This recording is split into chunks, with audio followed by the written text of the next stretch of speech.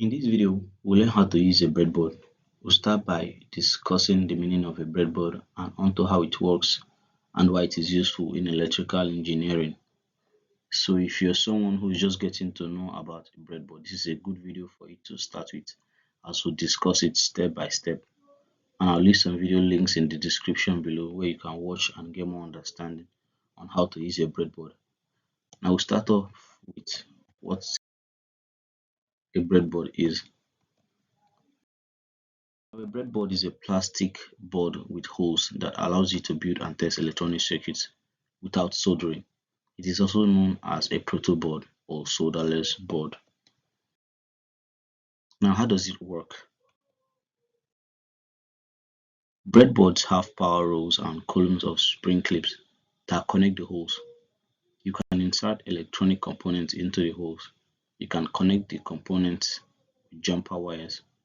The long top and bottom rows of holes are usually used for power supply connections. And it is always advised for you to position your breadboard horizontally, so the power rails should appear horizontally as shown on the picture here. The breadboard is divided into basically three parts: the power rails, the terminal strips, and the center divider. The terminal strips are divided into 5 hole rows. So in every row there are 5 holes that are connected to each other by a single strip, and the terminal strips are connected vertically while the power rails are connected horizontally.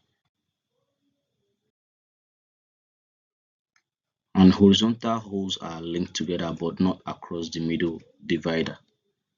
So there's a breakage point there.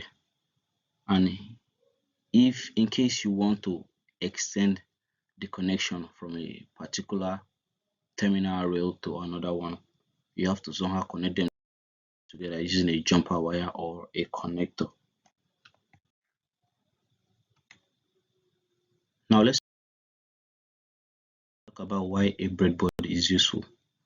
Breadboards are reusable, so you can easily remove and replace components. They are great for beginners because you don't need to solder. You can use them to prototype circuits, test ideas, and learn how to build circuits as well. You can also use breadboards in experimenting with new integrated circuits.